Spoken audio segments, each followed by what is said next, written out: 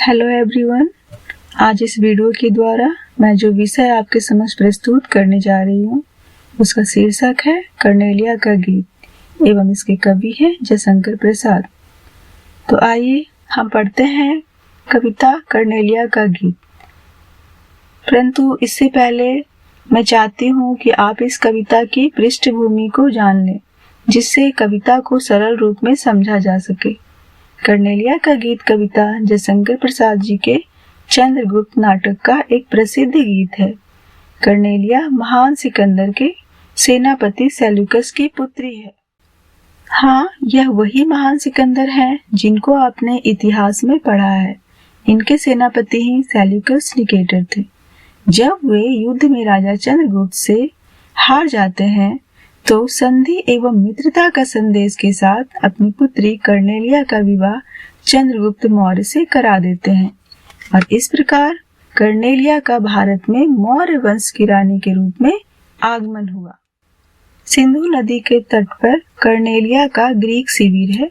वहाँ वह एक पेड़ के नीचे बैठी है और वह कहती है कि भारत वह स्थान है जो माधुर्य और लालिमा से भरा हुआ है, जहाँ पे अनजान और भूले भटके लोगों को भी आश्रय मिल जाता है।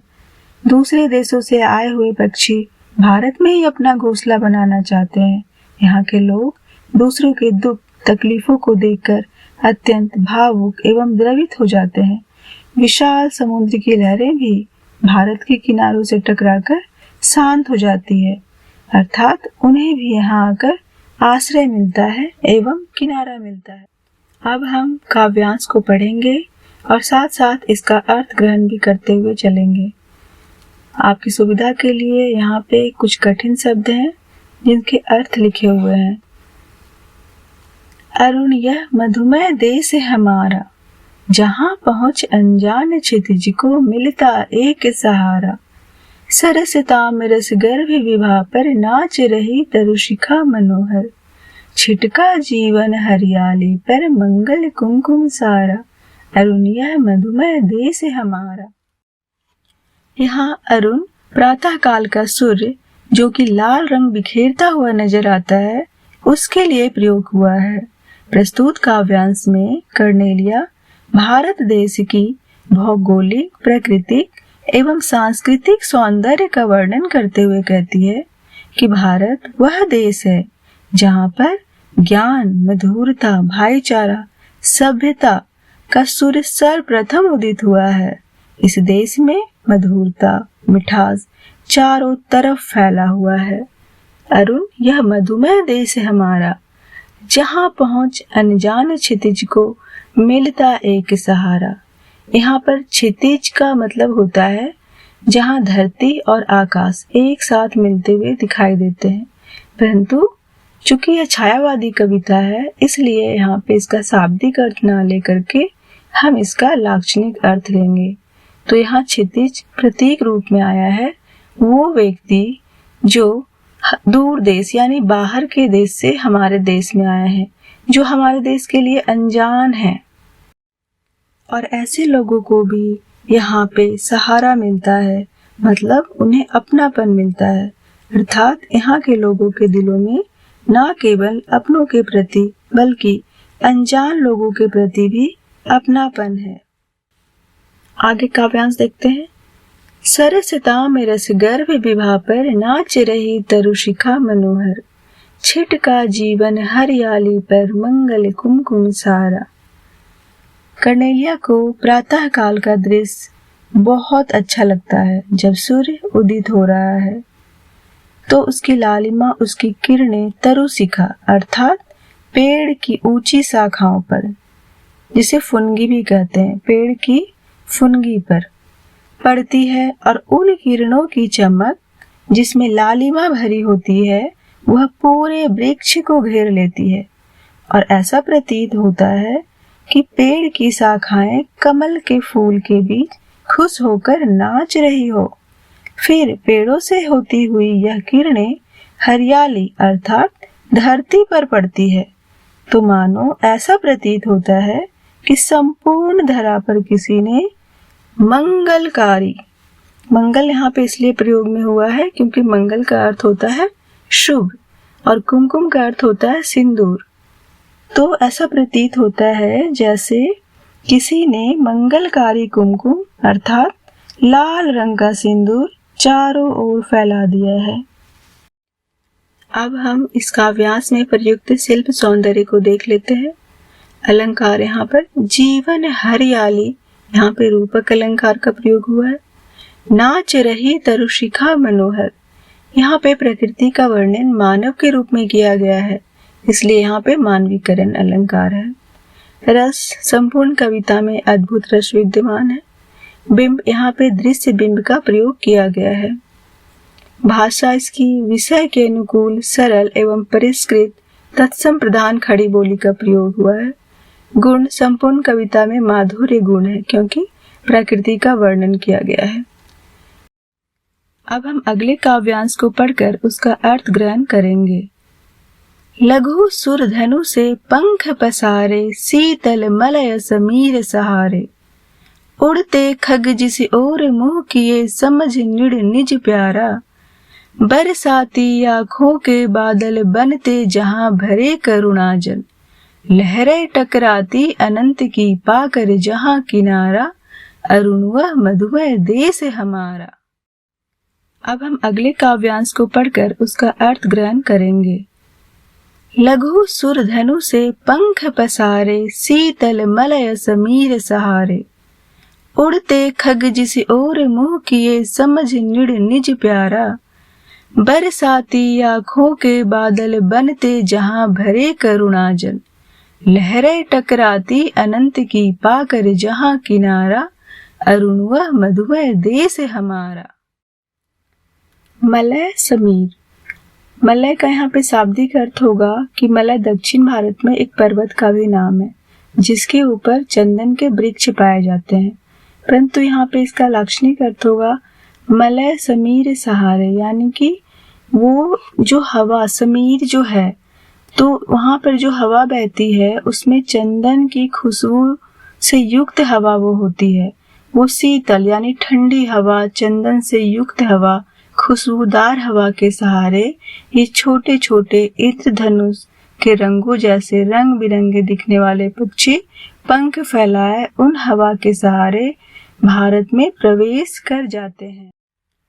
उड़ते खग जिस ओर मुंह किए, समझ निड़ निज प्यारा, यहाँ पे उड़ते खग से कवि शब्द द्वारा यह कहा गया है कि पंछीगण तक भारतवर्ष को अपना घर, नीड़ यानी घोंसला समझकर इसी ओर मुख करके ठंडी चंदन युक्त खुशबू से भरी हुई हवा के साथ उड़ते हुए भारत देश में पहुंच जाते हैं। ऐसा मेरा भारत देश है, तात्पर्य है कि दूसरे देश से आए पक्षी भी यहाँ पर आश्रय पाना चाहते हैं क्योंकि उनको यहाँ पे अपनत्व मिलता है, यहाँ पे उनको अपनापन महसूस होता है। अब अगली पंक्ति को देखते हैं। बरसाती आँखों के बादल बनते जहां भरे करुणाजल, लहरें टकराती अनंत की पाकर जहां किनारा। बरसाती आँखों के बादल, इस पंक्ति के द्वारा कर्नेलिया यह कहना चाह रही है कि इस देश में एक मनुष्य किसी दूसरे के दुख से भाव विभोर हो जाता है, द्रवित हो जाता है, वह एक दूसरे से समानुभूति रखता है, अर्थात यहाँ के निवासी करुणा एवं दया से परिपूर्ण है।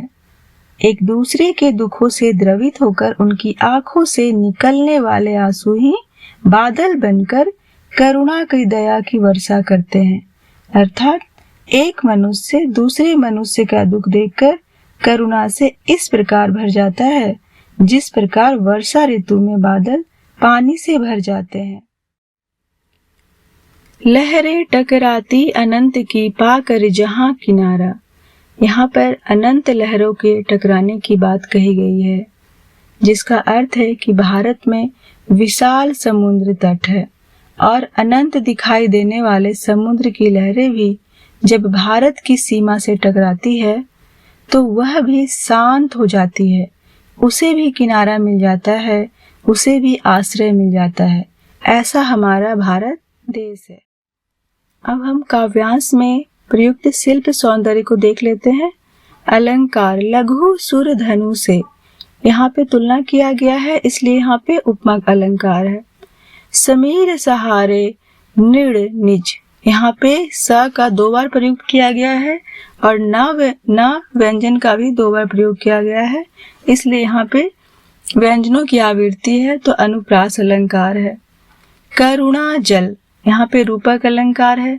संपूर्ण कविता में अद्भुत रस विद्वान है, जैसा कि मैंने पहले भी बताया है। बिंब, कविता में दृश्य बिंब का प्रयोग किया गया है, क्योंकि प्रत्येक स्थान पे जब हम कविता पढ़ते हैं एक बिंब भरकर हमारे मस्तिष्क में बनता है, एक चित्र सा बनता है। भाषा इसकी सरस है, परिष्कृत है एवं तत्सम प्रधान खड़ी बोली है। गुण, संपूर्ण कविता में माधुर्य गुण विद्यमान है। अब हम अगले काव्यांश को देखते हैं और इसका भावार्थ समझते हैं। हेम कुंभ ले उषा सवेरे, भरती ढुलकाती सुख मेरे। मदिर ऊगते रहते जब, जग कर जनी भर तारा। अरुण यह मधुमय देश हमारा।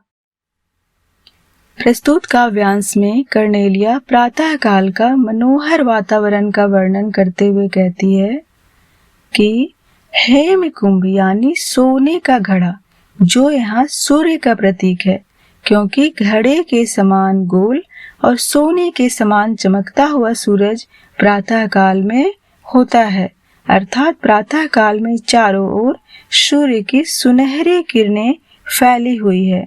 मानो ऐसा प्रतीत होता है कि उषा रूपी सुंदरी सोने का घड़ा लेकर निकली है और जिसे आकाश रूपी कुएं में डुबोकर लाती है। इस घड़े के अमृत से वह सभी पर सुखों की वर्षा कर रही है। यहाँ हम देखते हैं कि कर्नेलिया इस मनमोहक प्रातः काल के वातावरण से बहुत ही खुशी महसूस कर रही है। अब आगे देखते हैं। मदिर ऊंघते रहते जब, जग कर रजनी भर तारा। सबसे पहले हम दूसरी पंक्ति को लेते हैं। जग कर रजनी भर तारा, मतलब तारे जिन्होंने पूरी रजनी यानी पूरी रात जग कर बिताई है, अब वे मदिर के समान ऊग रहे हैं। मदिर ऊगते रहते, वो थक गए हैं, अब वो जाने को हैं। मदिर के समान वो मदमस्त हो गए हैं, अर्थात रात भर टिमटिमाने वाले तारे भोर होने पर मदमस्त होकर उगने लगते हैं। अब हम इस काव्यांश में आए शिल्प सौंदर्य को देख लेते हैं। अलंकार हेम कुंभ, तो यहाँ पे रूपक अलंकार का प्रयोग किया गया है। जब जग कर, यहाँ अनुप्रास अलंकार होगा क्योंकि वर्णों की आवृत्ति है। उषा और तारों का मानवीकरण किया गया है क्योंकि प्रकृति का वर्णन मानव के रूप में किया गया है। और रस, यहाँ पे संपूर्ण कविता में अद्भुत रस ही विद्यमान है। बिंब, तो कविता में, पूरी कविता में ही दृश्य बिंब का प्रयोग किया गया है। भाषा विषय के अनुकूल सरस एवं परिष्कृत तत्सम प्रधान खड़ी बोली है। और यहाँ पे प्रतीक के रूप में घड़ा यानी कुंभ और तारा और उषा का प्रयोग किया गया है, क्योंकि इन शब्दों के माध्यम से लक्षणा का प्रयोग किया गया है। तो ये थी हमारी कविता। धन्यवाद।